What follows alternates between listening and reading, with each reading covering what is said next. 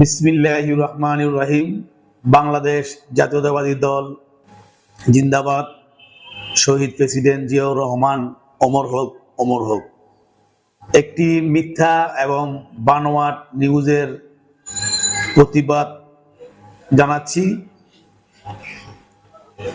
গত 11/3/2025 সাল মঙ্গলবার রাত অনুমান 10টা থেকে 10টা 30 মিনিট হবে।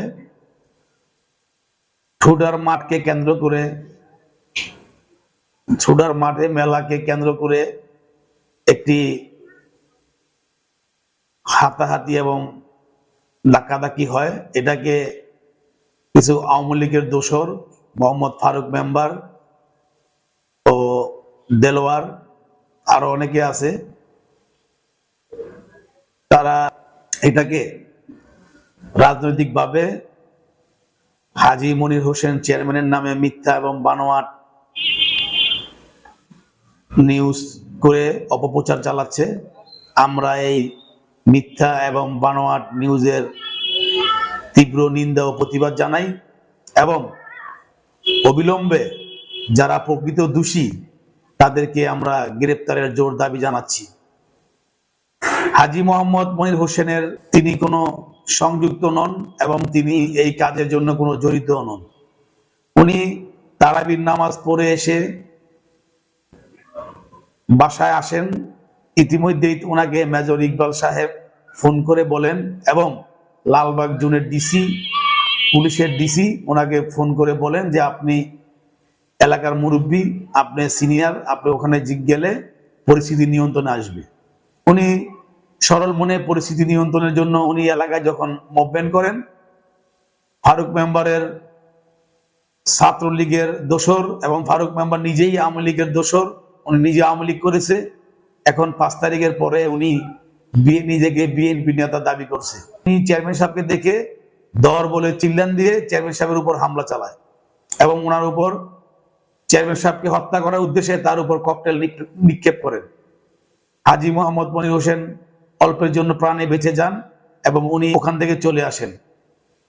এরপর তারা মিথ্যা একটা নিউজ প্রচার করে হাজী মনির হোসেন নাকি ওনাদের উপর হামলা করেছে।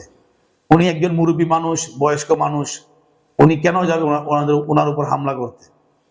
উনি তার জীবন জৈবন অর্থ সম্পদ যেই দলের জন্য ব্যয় করেছেন, উনি কি চাবে সেই দলের বদনাম হোক?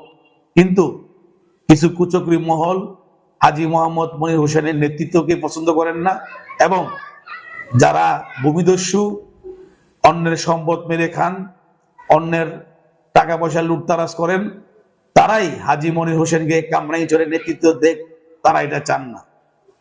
আমি সেই ভূমিদস্যু এবং মাদক ব্যবসায়ীদেরকে বলতে চাই, কামরাঙ্গীরচর থানা বিএনপি মানে হাজী মোহাম্মদ মনির হোসেন, কামরাঙ্গীরচর থানা মানে হাজী মোহাম্মদ মনির হোসেন, তার কোনো বিকল্প নাই। কামরাঙ্গীরচর থানা মনির চেয়ারম্যান একটি ইতিহাস, একটি নাম। উনি 17 বছর রাজপথে ছিলেন এবং আগামীতেও উনি রাজপথে থাকবেন। উনি কারো নেতৃত্বকে বিশ্বাস করেন না, উনি শহীদ প্রেসিডেন্ট জিয়াউর রহমানের আদর্শকে বিশ্বাস করেন এবং দেশ নেত্রী বেগম খালেদা জিয়ার কে বিশ্বাস করেন। আগামী রাষ্ট্রনায়ক জনাব তারেক রহমানকে উনি বিশ্বাস করেন। এজন্য উনি দলে আছেন। উনি 2009 সালে এই আওয়ামী লীগের দোসর ফারুক মেম্বার এবং দেলোয়ার, কামরাঙ্গীরচর থানার সভাপতি আবুল হোসেন সরকার, সোলেমান মাদবর, সাইদুল মাদবর, মোহাম্মদ হোসেন এবং এই খুনি মাদক ব্যবসায়ী SM মাওলা রেজা, এদের নেতৃত্বে 2009 সালে লোহার ব্রিজের গোড়ায় হাজী মোহাম্মদ মনির হোসেনকে মেরে ফেলার জন্য তার উপর হামলা করা হয়। সেই হামলাতে পথচারী হাসান নামে এক ব্যক্তি নিহত হন। সেই মামলা আওয়ামী লীগের দোসর টাক কামরুল, স্বৈরাচারের এমপি, বিনা ভোটের এমপি, উনি তার ক্ষমতার দাপট খাটিয়ে উনি হাজী মোহাম্মদ মনির হোসেনের নামে, তার দলের নামে এবং তাদের ভাই বেড়াদারের নামে, ফ্যামিলির নামে মিথ্যা মামলা দিয়ে তাকে বিনা বিচারে 5 বছর জেল খাটিয়েছেন। এখনো তারা চাচ্ছে যাতে হাজী মোহাম্মদ মনির হোসেন দুনিয়াতে না থাকতে পারে, তাকে মেরে ফেলার জন্য ষড়যন্ত্র করছে। হাজী মোহাম্মদ মনির হোসেন কোন ষড়যন্ত্রকে ভয় পায় না, উনি শুধু আল্লাহকে ছাড়া পৃথিবীর কাউকে ভয় পায় না। হাজী মোহাম্মদ মনির হোসেন রাজপথে ছিল, আগামীতেও থাকবে, এবং যারা এই হাজী মোহাম্মদ মনির হোসেনের নামে মিথ্যা অপবাদ ছড়াচ্ছেন, আমি তাদেরকে বলতে চাই, আপনাদের ষড়যন্ত্র কোনোদিন সফল হবে না।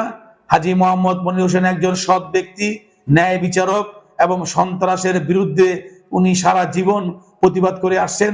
বহু সন্ত্রাস উনি ওনার নিজের হাত দিয়ে ধরে এনে গণদোলাই দিয়ে পুলিশের কাছে সোপর্দ করেছেন।